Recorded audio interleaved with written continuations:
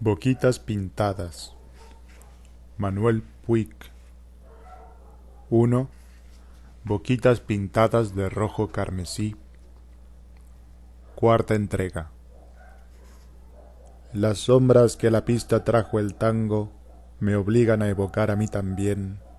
Bailemos que me duele estar pensando mientras brilla mi vestido de satén. Homero Mansi. El día jueves 23 de abril de 1937 el sol salió a las 5:50. Soplaban vientos leves de norte a sur. El cielo estaba parcialmente nublado y la temperatura era de 14 grados centígrados. Nélida Enriqueta Fernández durmió hasta las 7:45, hora en que su madre la despertó. Nélida tenía el pelo dividido en mechones atados con tiras de papel, mantenidos en su lugar por una redecilla negra que ceñía el cráneo entero. Una enagua negra hacía las veces de camisón. Calzó un par de alpargatas viejas sin talonera. Tardó 37 minutos en componer el peinado diario y maquillarse, interrumpida por 5 mates que le alcanzó su madre.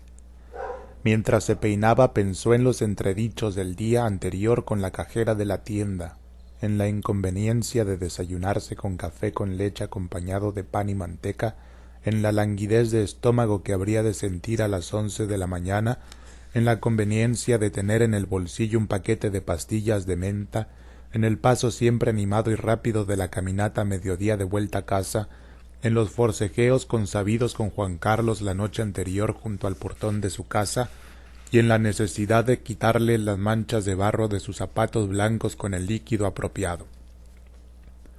Al maquillarse pensó en las posibilidades seductoras de su rostro y en las distintas opiniones escuchadas sobre el efecto positivo o negativo del sombreado natural de las ojeras. A las 8:30 salió de su casa. Vestía uniforme de algodón azul abotonado delante, con cuello redondo y mangas largas. A las 8:42 entró en la tienda, al barato argentino.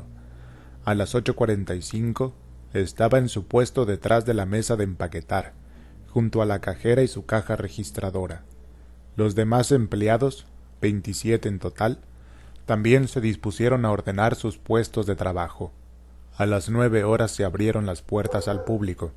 La empaquetadora compuso su primer paquete a las 9:15, una 12 de botones para traje de hombre. Entre las 11 y las 12 debió apresurarse para evitar que los clientes esperasen. Las puertas se cerraron a las 12 horas. El último cliente salió a las 12:07. A las 12:21, Nélida entró a su casa. Se lavó las manos.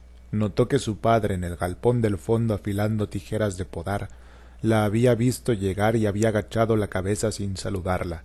Se sentó a la mesa de espaldas a la cocina a leña. Su padre entró a lavarse las manos en la pileta ocupada por una cacerola sucia y le reprochó que la noche anterior se hubiese despedido de Juan Carlos casi a medianoche, pese al viento frío, conversando junto al portón desde las 22. Nélida tomó la sopa sin contestar. Su madre sirvió papas hervidas e hígado saltado. Cada uno tomó 3/4 de vaso de vino. Nélida dijo que la cajera no la había saludado al entrar a la tienda. Cortó algunos granos de un racimo de uvas y se recostó en su habitación. Pensó en el gerente de la tienda, en el cuello duro desmontable que usaba siempre, en la vendedora señalada como su amante, en la conveniencia de encontrarlos en el sótano en actitud comprometedora para así poder asegurarle su total discreción y hacerse acreedor a un favor, en el doctor Achero y su atractiva camisa médica de mangas cortas y martingala en la espalda, en cómo le desfavorecía quitarse la camisa, en el batón de seda china importada de la señora Achero, en el uniforme gris de la sirvienta Rabadilla, en el frente de la casa del doctor Achero, con zócalo de mármol negro de 1 metro de altura contrastando con el revoque blanco del resto de la pared, en el frente de ladrillos de la casa de Juan Carlos y en el patio con palmeras que se divisaba desde la calle, en el cuello almidonado de la camisa a rayas de Juan Carlos, en su queja de que el almidón le había irritado la piel del cuello, en su pedido de que ella le besara la piel afectada, en los forcejeos que siguieron en la posibilidad de que Juan Carlos la abandonara en caso de comprobar que había habido otro hombre en su vida, en la posibilidad de dejar que Juan Carlos lo comprobara solo pocas semanas antes del casamiento, en la posibilidad de que Juan Carlos lo comprobara la noche de bodas, en la posibilidad de que Juan Carlos la estrangulara en un hotel de Buenos Aires la noche de bodas, en el olor a desinfectante del consultorio del doctor Achero, en el auto verde oliva del doctor Achero, en la enfermera que salvaron en una chacra, en la luz del sol que entraba por la ventana y no la dejaba conciliar el sueño, en el esfuerzo para levantarse de la cama y cerrar las persianas, en el alivio que significaba para la vista la habitación en penumbra. A las 13:30 su madre la despertó con un mate dulce. A las 14 horas ya había recompuesto su arreglo personal. A las 14:03 entraba en la tienda, agitada por la caminata a paso cerrado. A las 14:15 se colocó puntualmente detrás de su mesa de empaquetadora. Descubrió con sorpresa la existencia escasa de papel en rollo mediano. Buscó con la vista al gerente, no lo vio. Inmóvil pensó en la posibilidad de que el gerente pasara y no la viera en su puesto mientras ella iba a buscar el repuesto necesario al sótano. La cajera no estaba sentada todavía en su banquillo. Nélida bajó corriendo al sótano y no encontró el repuesto. Al volver se enfrentó con el gerente, quien inmediatamente llevó la mano a la cintura y desenfundó el reloj de bolsillo con gesto severo. Dijo a Nélida que llegaba tarde a su puesto. Nélida respondió que había ido a buscar algo al sótano y no lo había encontrado. Ya en su puesto le mostró el rollo con poco papel. El gerente contestó que había suficiente papel para el día y que si se le terminaba podía usar el rollo grande y calcular el ancho del rollo como si fuera el largo del paquete a hacer. Sin mirar a Nélida agregó que era necesario emplear el ingenio y ante todo estar en su puesto a la hora debida. Esto último lo dijo de espaldas mientras se alejaba, para evitar contestación. A las 14:30 se abrieron las puertas de la tienda. Resultaron fáciles de resolver los paquetes de cortes de género y de artículos de la sección mercería fina, y dificultosos los sombreros. Habitualmente el artículo que Nélida empaquetaba con mayor placer era la oferta especial de una docena de botones tintineantes cosidos a recortes cuadrados de cartón. En cambio temía a las macetas con plantas de la nueva sección anexa Vivero Siempreverde. Cambió palabras amables con la clienta que observaba halagada su cuidado para no quebrar durante el manipuleo del empaquetado la pluma del sombrero. La cajera intervino en la conversación con observaciones lisonjeras y al desaparecer la clienta miró la cajera a Nélida por primera vez en el día y le dijo que el gerente era una porquería. A las 18:55 comenzaron a cerrar las puertas de la tienda y a las 19:10 salió la última clienta con un paquete conteniendo un cierre relámpago y la boleta correspondiente. Antes de retirarse, Nélida dijo al gerente con expresión impersonal que en el sótano no quedaban repuestos para rollo mediano y salió sin esperar respuesta. El aire afuera estaba agradable y pensó que no haría frío más tarde junto al portón de su casa. Al pasar por el bar La Unión, miró con displicencia aparente hacia el interior. Vio la cabeza desmelenada de Juan Carlos de espaldas, en una mesa de 4 donde se jugaba a los dados. Se detuvo un instante esperando que Juan Carlos diera vuelta la cabeza. No resistió el impulso de mirar hacia las otras mesas. El doctor Achero tomaba un aperitivo con un amigo y la estaba mirando. Nélida enrojeció y siguió caminando. Su madre secaba el piso del baño y le dijo que quedaba poca agua caliente porque su padre se acababa de bañar. Nélida preguntó malhumorada si había limpiado bien la bañadera. Su madre le preguntó a su vez si la creía una vieja sucia de rancho y le recordó que siempre, al volver de la tienda, le tenía preparada la bañadera limpia. Nélida tocó con asco el pedazo de jabón para lavar ropa del cual habría de servirse para su aseo. Se sumergió en la bañadera semillena. Con solo la cabeza fuera del agua pensó en un nuevo producto de la sección regalos distinguidos. Una caja ovalada de celofán incoloro llena de tabletas traslúcidas verde esmeralda para perfumar las aguas de baño. Se alarmó ante la posibilidad de que el jabón barato le dejara su olor a desinfectante en la piel. El agua de la canilla ya salía fría cuando terminó de enjuagarse cuidadosamente. Después de secarse olió sus manos y se tranquilizó. Pensó en que Juan Carlos no había querido ir más a bailar al club social los domingos a la tarde prefiriendo llevarla al cine. Pensó en que no tenía ninguna otra amiga en el club. Pensó en Celina, en sus ojos verdes. Pensó en los gatos de ojos verdes, pensó en la posibilidad de hacerse amiga de un gato, amiga de una gata, sobarle el lomo. Pensó en una gata vieja con sarna, cómo curarle la sarna, llevarle de comer, elegir el plato más bonito de la alacena y llenarlo de leche fresca para una gata vieja sarnosa. Pensó en que la madre de Juan Carlos, volviendo de la novena, lo saludó sin entusiasmo el domingo a la salida del cine. Pensó en la muerte natural o por accidente de la esposa de Achero, en la posibilidad de que Achero la pidiese por esposa en segundas nupcias, en la posibilidad de casarse con Achero y abandonarlo después de la luna de miel, en la cita que se daría con Juan Carlos en un refugio entre la nieve de Nahuel Huapi. Achero en el tren, en bata de seda, sale del retrete y se dirige por el pasillo hacia el camarote. Golpea suavemente con los nudillos en la puerta.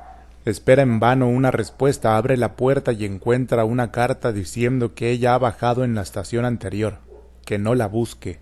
Mientras tanto, Juan Carlos acude a la cita y llega al refugio. La encuentra con pantalones negros y pulóver negro de cuello alto, cabellera suelta rubia platinada. Se abrazan. Nélida finalmente se entrega a su verdadero amor. Nélida pensó en la posibilidad de no secar el piso del baño. Después de vestirse lo secó. Su madre comió las sobras del hígado saltado y Nélida una milanesa con ensalada de lechuga y huevos duros. Su padre no se sentó a la mesa como era su costumbre por la noche. A las 20:30 sintonizaron una estación de radio que transmitía un programa de canciones españolas. Sin dejar de escuchar, la madre levantó la mesa. Nélida le pasó un trapo húmedo a Lule e instaló su costurero y un vestido al que faltaba confeccionar los ojales. A las 21 terminó el programa español y comenzó una audición de recitados camperos. A las 21:20 Nélida comenzó a retocar su peinado y maquillaje. A las 21:48 se instaló en la entrada de la casa junto al portón. A las 22:05 divisó a Juan Carlos a una cuadra de distancia. A las 22:20 Nélida y Juan Carlos vieron que la luz del dormitorio de los padres estaba ya apagada. Dejaron la vereda y dieron unos pasos hacia adentro. Nélida, como de costumbre, apoyó la espalda contra la columna metálica, sostén del alero de chapas, cerró los ojos como de costumbre y recibió en la boca el primer beso de la noche. Sin darse cuenta decidió que si la viejita mendiga del portal de la iglesia le ponía un puñal en la mano con gusto mataría a Celina. Juan Carlos volvió a besarla, esta vez estrechándola muy fuerte con los brazos. Nélida recibió caricias, más besos, un piropo y abrazos de variada intensidad. Con los ojos cerrados le preguntó a Juan Carlos si estaba aprovechando sus días de licencia para descansar, y también le preguntó qué había hecho esa tarde antes de ir al bar. Él no le contestó. Nélida abrió los ojos al notar que él la soltaba y daba un paso hacia el cerco de ligustro, prolijamente podado por su padre. Nélida abrió los ojos más aún al ver que Juan Carlos estiraba una mano y arrancaba una rama. A continuación dijo que ella le contaba todo lo que hacía y no veía la razón por la cual él no podía hacer lo mismo. Juan Carlos repuso que los hombres necesitaban callar ciertas cosas. Nélida le observó el cabello abundante con algunos mechones sueltos metalizados por la luz blanca de una lamparita del alumbrado municipal colocada en el medio de la calle, y sin saber por qué, pensó en terrenos baldíos cubiertos por matorrales y pastos curvados, iluminados a la noche por las lamparitas del alumbrado municipal. Nélida le miró los ojos claros, no verdes como los de Celina, sino castaños claros, y sin saber por qué pensó en lujosos jarros de miel. Juan Carlos cerró los ojos cuando ella le acarició la cabeza despeinada, y Nélida al verle las pestañas espesas y arqueadas pensó sin saber por qué en alas de cóndor desplegadas. Nélida le miró la nariz recta, el bigote fino, los labios gruesos, le pidió que le mostrara los dientes y sin saber por qué pensó en casas de la antigüedad vistas en libros de texto, con balaustradas blancas y columnatas sombreadas altas y elegantes. Nélida le miró la nuez colocada entre los dos fuertes músculos del cuello, y los hombros anchos, y sin saber por qué, pensó en los nudosos e imbatibles árboles de la pampa bárbara. El ombú y el quebracho eran sus árboles favoritos. A las 23:20, Nélida le permitió pasarle la mano por debajo de la blusa. A las 23:30, Juan Carlos se despidió reprochándole su egoísmo. A las 23:47, Nélida terminó de dividir su pelo en múltiples agrupaciones sujetas con papel. Antes de dormirse, pensó en que el rostro de Juan Carlos no tenía defectos. El ya mencionado jueves 23 de abril de 1937, Juan Carlos Jacinto Eusebich Epare se despertó a las 9:30 cuando su madre golpeó a la puerta y entró al cuarto. Juan Carlos no contestó a las palabras cariñosas de su madre. La taza de té quedó sobre la mesa de luz. Juan Carlos se abrigó con una bata y fue a cepillarse los dientes. El mal gusto de la boca desapareció. Volvió a su habitación. El té estaba tibio. Llamó a su madre y pidió que se lo calentara. A las 9:55 tomó en la cama una taza de té casi hirviente, con la convicción de que ese calor le haría bien al pecho. Pensó en la posibilidad de beber constantemente cosas muy calientes y envolverse en paños calientes, con los pies junto a una bolsa de agua caliente, la cabeza envuelta en una bufanda de lana con únicamente la nariz y la boca descubiertas, para terminar con la debilidad de su aparato respiratorio. Pensó en la posibilidad de aguantar sofocado días y semanas en cama, hasta que el calor seco terminase con la humedad de sus pulmones. La humedad y el frío hacían brotar musgo de sus pulmones. Se volvió a dormir.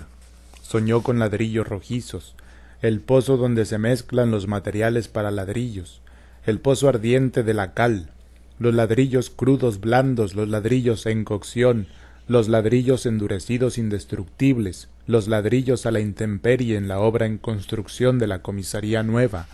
Pancho le mostraba una pila de ladrillos rotos inservibles que se devuelven al horno para ser triturados y vueltos a coser. Pancho le explicaba que en una construcción no se desperdiciaba nada. Su madre lo despertó a las 12.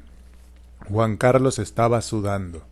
Al levantarse se sintió muy debilitado. Le preguntó a su madre si había agua caliente para bañarse y si tenía la barba muy crecida para ir a la cita con el médico sin afeitarse. Su madre le contestó que se afeitara ya y que todos los días debería hacerlo al levantarse, y que la noche anterior se había acostado muy tarde, y que a un muchacho como él lo querrían lo mismo las chicas aunque no se afeitara momentos antes de ir a verlas. Agregó que cuando retomara su trabajo en la intendencia, tendría que acostumbrarse a dejar la cama un rato antes de afeitarse, porque era en su trabajo donde tenía que lucir mejor y no por ahí noviando. En ese momento llegó Celina con guardapolvo blanco de maestra y varios cuadernos debajo del brazo. Su madre cambió una mirada con ella y preguntó a Juan Carlos a dónde había estado la noche anterior hasta las 3 de la mañana y si había perdido dinero en el juego. Juan Carlos contestó que no había estado jugando. Su madre dijo que entonces había estado con Nélida. Juan Carlos asintió. Su madre preguntó cómo era posible que los padres la dejaran conversar en la vereda hasta las 3 de la mañana, y al no obtener respuesta pidió a Juan Carlos que si quería bañarse y afeitarse antes de almorzar por favor que lo hiciera enseguida. A las 12:55 Juan Carlos salió del baño duchado pero sin afeitarse. Al entrar al comedor empezó a notar los síntomas de sus habituales acaloramientos. Su madre y Celina estaban sentadas a la mesa. Juan Carlos se tomó de su silla, pensó en volver al dormitorio y acostarse. Ellas lo miraron. Juan Carlos se sentó. Sopa de cabellos de ángel. Después carne a la plancha y puré. El bife de Juan Carlos era alto y jugoso, poco cocido, a su gusto. Al empezar a cortarlo ya sintió la frente bañada en sudor. Su madre le dijo que se acostara. Era peligroso transpirar y después enfriarse. Juan Carlos no contestó y fue a su cuarto. Pocos minutos después le llevaron la comida en una bandeja a la cama. Juan Carlos halló que el bife estaba frío. Lo llevaron de nuevo a la plancha. Celina lo dejó pocos segundos tocar el hierro de un lado y del otro para que no se cociera demasiado. Juan Carlos lo encontró demasiado cocido. Su madre y Celina estaban de pie en la habitación mirándolo esperando alguna orden. Juan Carlos les pidió que se fueran a terminar de almorzar. Sin ganas terminó su plato. Cuando su madre entró con el postre, una manzana asada, Juan Carlos ya se sentía mejor y dijo que antes de la serie de resfríos y bronquitis a veces se había sentido muy acalorado después de una ducha y que tanto él como el resto de la familia se estaban sugestionando inútilmente. El almuerzo le sentó bien. Su madre y Celina dormían la siesta. Salió a la calle con la misma ropa del almuerzo, pantalón de franela gris, camisa de lanilla a cuadros celestes, pulóver de manga larga azul, más una campera de cuero marrón oscuro con cierre relámpago. Esa prenda, típica de rico propietario de campo, por la calle despertó reacciones variadas. Juan Carlos sonrió satisfecho al notar la mirada despectiva de un dueño de panadería que conversaba en la vereda con un proveedor. El sol templaba el aire, pero a la sombra hacía frío. Juan Carlos eligió la vereda soleada y abrió el cierre de la campera. A las 14:48 llegó a la Unión, el bar de más categoría. En una mesa tomaba café un hombre canoso que lo saludó con alegría agitando la mano al verlo entrar. Juan Carlos aceptó acompañarlo hasta un corral de hacienda a pocos kilómetros del pueblo, pero antes ordenó un café y telefoneó. Tratando que no lo oyera nadie, dio una excusa falsa a la enfermera para cancelar la consulta. Juan Carlos pensó en la posibilidad de que el médico, después de revisarlo, le dijese que la semana de descanso le había sentado bien, en la posibilidad de que le impusiera prolongar el descanso más allá de la semana siguiente, fin de su licencia, en la posibilidad de que le impusiera descansar todo el invierno, como ya había insinuado, en la posibilidad de que se hubiera descubierto un inmenso malentendido de radiografías. Aquella placa con una leve sombra en el pulmón derecho no era la suya sino otra, la de un pobre condenado a morir después de 2 o 3 años privándose de mujeres y demás juergas. A las 15:50 Juan Carlos se paseaba bajo el sol por un terreno contiguo al corral en que su amigo hablaba con los peones. El campo era de color marrón claro y oscuro. Alrededor de un tanque australiano crecían plantas enanas de manzanilla con tallo verde y flor amarilla y blanca. Juan Carlos recordó que de niño siempre alguien le decía que no masticara la flor de manzanilla porque era venenosa. A las 16:15 el sol alumbraba menos, y Juan Carlos pensó que de haber ido al consultorio a esa hora el médico ya le habría dicho cómo estaba su salud. A las 16:30 su amigo detuvo el coche frente a la obra en construcción de la comisaría nueva para que Juan Carlos descendiera. Se despidieron hasta más tarde en el bar. Juan Carlos entró en la obra y preguntó a un albañil electricista dónde estaba Pancho.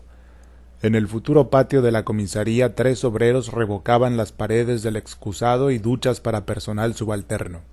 Pancho le gritó que faltaban solamente 15 minutos para terminar la jornada. Juan Carlos encogió de hombros. Pancho le hizo un corte de manga y siguió trabajando, pero pocos segundos después corrió hasta él con la sensación de hacer una travesura y le dio para que se entretuviera el juguete más codiciado por su amigo, un cigarrillo. Juan Carlos fumó en la vereda, consciente de cada pitada. Una niña casi adolescente pasó y lo miró. A las 16:55 los dos amigos llegaron al único lugar donde Pancho se animaba a entrar en Mameluco, un bar de fonda frente a la estación del ferrocarril. Juan Carlos le preguntó si por seguir viviendo se avendría a no tener más mujeres, a no tomar y a no fumar. Pancho le contestó que no sacara otra vez ese tema y apuró la copita de grapa. Juan Carlos le dijo que se lo preguntaba en serio. Pancho no contestó. Juan Carlos le iba a decir algo más y se calló, que si tenía que renunciar a vivir como los sanos prefería morirse, pero que aunque no le quitasen las mujeres y los cigarrillos, lo mismo prefería morirse si era a cambio de trabajar como un animal todo el día por 4 centavos para después volver a un rancho a lavarse bajo el chorro de agua fría de la bomba. Juan Carlos le pidió otro cigarrillo. Pancho se lo dio sin protestar. Agradecido, Juan Carlos ordenó más grapa. Pancho le preguntó si había aprovechado para mirar cómo era, de día, el patio de la construcción. Juan Carlos preguntó a Pancho si también él había tenido relaciones sexuales la noche anterior. Pancho dijo que por ser fin de mes no tenía dinero para ir a la criolla. Juan Carlos le prometió acompañarlo el día primero y le aconsejó que mientras tanto abordase a Rabadilla, la sirvienta del doctor Achero. Pancho le preguntó por qué la llamaban Rabadilla y Juan Carlos contestó que cuando chica tenía el trasero prominente y en punta, como la rabadilla de una gallina. En el rancho donde la crió una tía la empezaron a llamar así.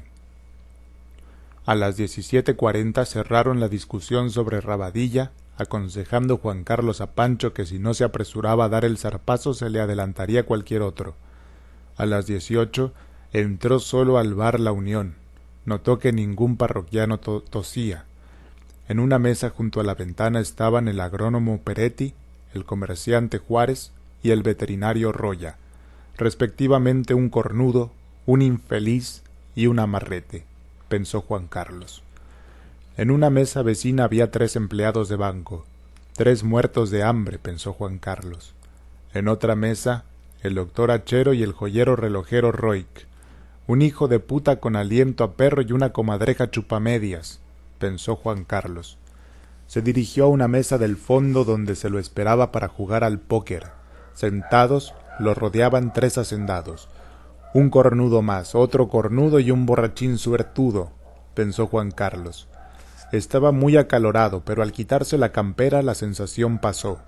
Contempló la posibilidad de ganar como el día anterior para cubrir todos los gastos de bar y cine de las 2 semanas de licencia y se concentró en el juego. Una hora después, sintió picor en la garganta. Reprimió la tos y buscó con la mirada al mozo. El segundo pocillo de café no llegaba. Tenía los pies fríos de la cintura para arriba. Se le desprendía en cambio un vaho caliente.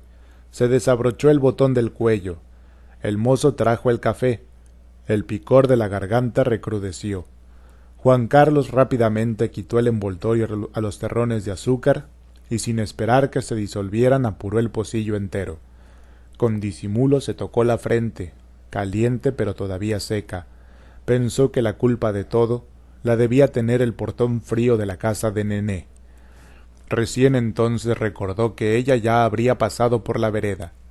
A las 20:15, después de haber perdido pocos centavos, volvió a su casa y fue directamente al baño.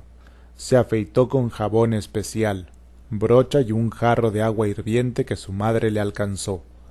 A las 20:40 se sentaron en la mesa. Celina contó que la madre de Mabel estaba desesperada porque la ausencia de la mucama la obligaba a trabajar sin descanso, justamente en época de remates de hacienda, con el novio de Mabel de paso por Vallejos y constantemente de visita en la casa. Terminada la cena, Celina tocó una pieza del álbum nuevo que le había llegado de Buenos Aires, titulado Éxitos melodiosos de José Mojica y Alfonso Ortiz Tirado. Juan Carlos le recordó que era el momento de fumar el único cigarrillo diario permitido por el médico. Entonces, su madre, tratando de no dar importancia al tema, le preguntó qué había dicho el médico esa tarde. Juan Carlos respondió que por una emergencia el médico había debido abandonar el consultorio toda la tarde. A las 22 salió de su casa, caminó 2 cuadras por calles de tierra y se encontró con Élida. Cuando estuvieron seguros de que los padres dormían, se besaron y abrazaron en el jardín. Juan Carlos, como de costumbre, pidió a Nélida que le cediera sus favores. Ella se negó como de costumbre. Juan Carlos pensó que Nélida era la reina de la primavera 1936. La besó por segunda vez ciñéndola con fuerza y pensó en las maniobras que infaliblemente la seducirían como habían seducido a muchas otras. Pero Juan Carlos no dejó que sus manos descendieran más allá de la cintura de Nené. Estuvo por decirle que no era un tonto, que solamente hacía el papel de tonto. Che, pibe, vos estás delicado. No te pases de hembras porque vas a sonar. Tratad de reducir la cuota. Ya no te lo digo más. La próxima voy y como médico de la familia se lo digo a tu vieja. Dominado por un impulso, Juan Carlos repentinamente tomó una mano de ella y suavemente la llevó hacia abajo, frente a su bragueta, sin alcanzar a apoyarla. Era la primera maniobra de su estrategia habitual. La mano de Nené oponía una resistencia relativa. Juan Carlos titubeó. Pensó que en el jardín de Nené no crecían flores silvestres de manzanilla. Según algunos eran venenosas. ¿Sería cierto? Ese invierno haría mucho frío en el portón. ¿Se cumpliría su plan secreto antes de empezar los fríos? ¿Todas las noches de invierno en ese portón? Pensó en un picaflor que deja una corola para ir a otra, y de todas liba el néctar. Había gotas de néctar en las flores de manzanilla. Parecían secas. Pensó que tenía 22 años y debía conducirse como un viejo. Soltó bruscamente a Nélida y dio un paso hacia el cerco del ligustro. Con rabia arrancó una rama. A las 23:20 consideró necesario acariciarle los senos pasando su mano por debajo de la blusa y corpiño, porque debía mantenerla interesada en él. A las 23:30 se despidieron. A las 23:46 Juan Carlos pasó por la construcción de la comisaría. En las casas de la cuadra no había ventanas encendidas, no había gente en las veredas. A una cuadra de distancia se veía una pareja caminar en dirección a él. Tardaron 5 minutos en pasar. En la esquina doblaron y desaparecieron. Juan Carlos miró nuevamente en todas direcciones. No se divisaba ningún ser viviente. Ya era medianoche, la hora de la cita. El corazón empezó a latirle más fuerte. Cruzó la calle y entró en la construcción. Se abrió paso más fácilmente que la noche anterior, recordando los detalles del patio vistos a la luz del día. Pensó que para subir el tapial de casi 3 metros de altura, un viejo necesitaría una escalera. No podría treparse como él por los andamios. Ya en lo alto del tapial, pensó que un viejo no podría pasar de un salto al patio contiguo. Sin saber por qué, recordó a la niña casi adolescente que lo había mirado esa tarde, provocándolo. Decidió seguirla algún día. La niña vivía en una chacra de las afueras. Juan Carlos se refregó las manos sucias de polvo contra la campera de estanciero y se preparó para dar el salto.